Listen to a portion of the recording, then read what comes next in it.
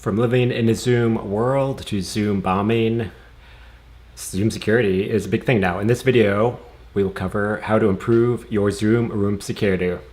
Stay tuned.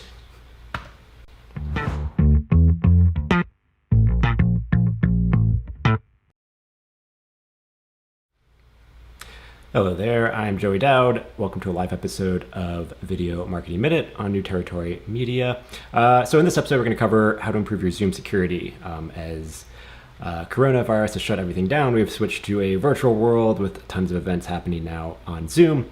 And Zoom has gone from about 10 million active users a month to 200 million overnight.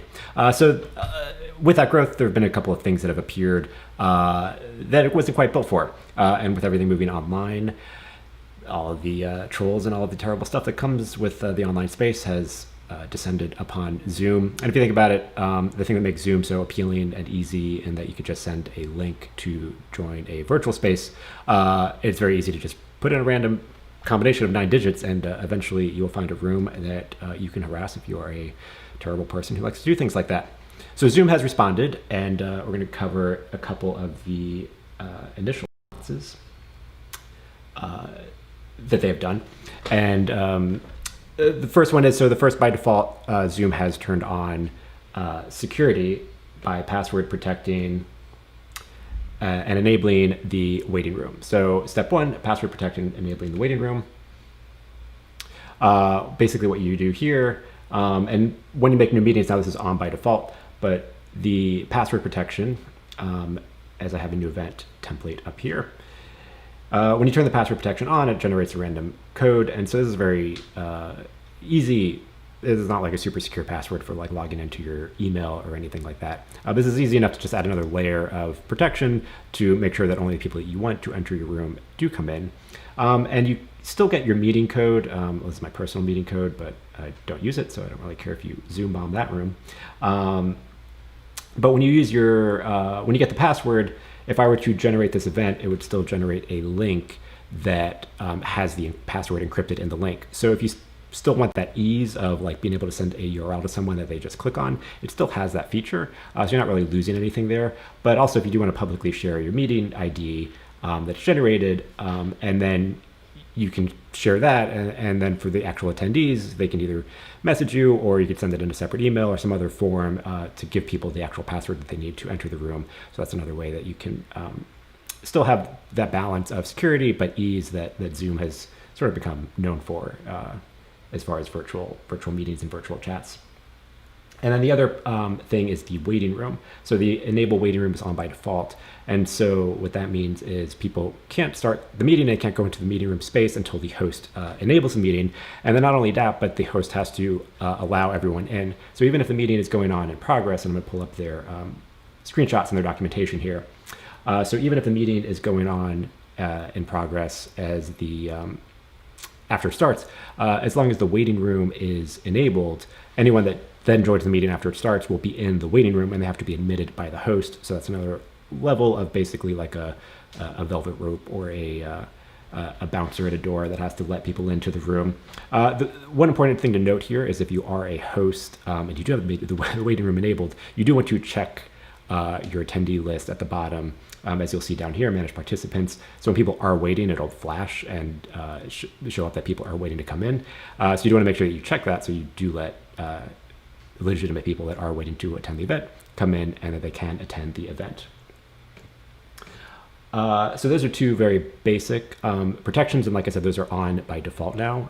Zoom updated their settings to address some of the security issues that have been happening. So if you, let's talk about some other features, because maybe some people sort of did comply, or you have a large event, but people are still being a-holes and they do want to skip in and cause some ruckus in your room.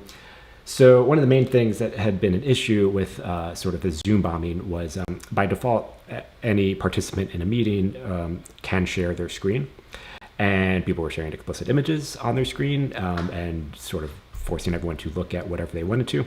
So you wanted to disable the screen sharing by default. And there's also a bunch of other settings you could get into to disable stuff. let's get into, so if you go to your settings, and this is a little tricky because it's kind of buried in Zoom's web portal, and so you have to be on the website to get to this page. And so if you go up into your setting or your personal area, which you can get up to by clicking on your profile, and then on the left here we have the settings, and if we go down to the in meeting area, this is where we can start turning off defaults for meetings. And so one of them is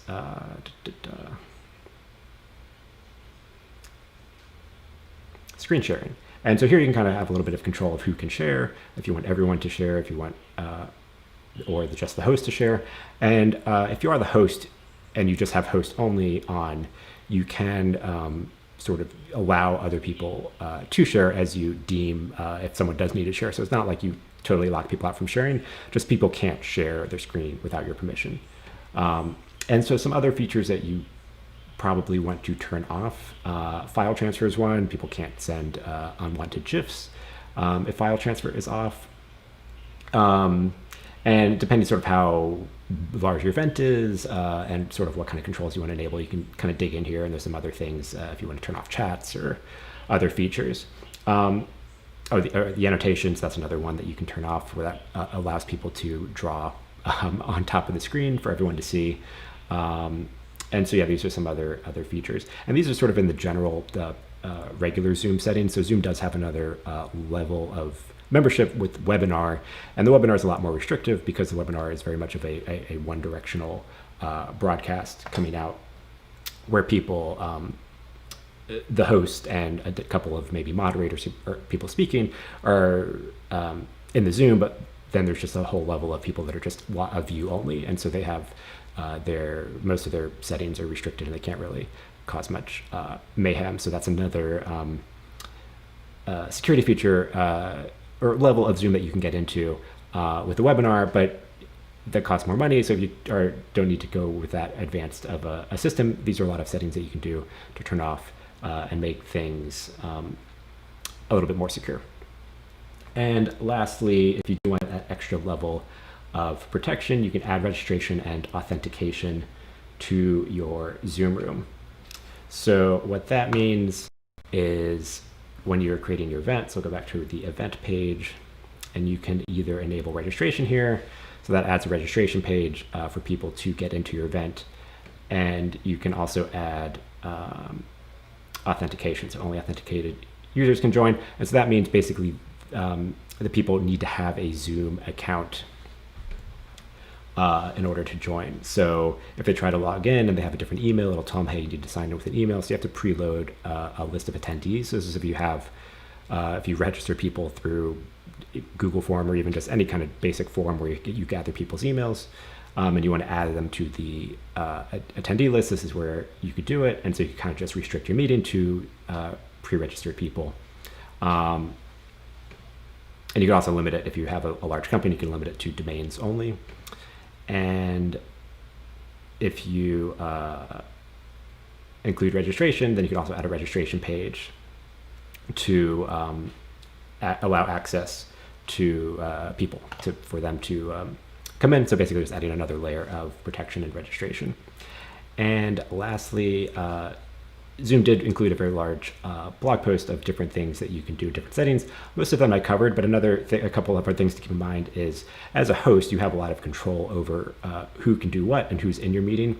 So you can always remove people, you can send people back to the waiting room, you can disable people's videos, you can disable their chat.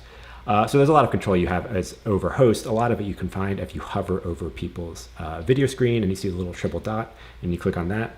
That gives you a lot of control over muting everyone, disabling videos, and kind of who can do what. So if something does happen, you don't have to completely shut down the meeting. In order for it to go away, you can kick people out or turn off settings for certain people.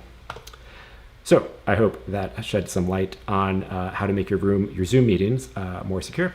If you have any other questions or video topics or video ideas that you'd like me to cover in the future, you can just leave them in the comments below or visit newterritory.media. Stay tuned, and I'll see you back here for the next episode.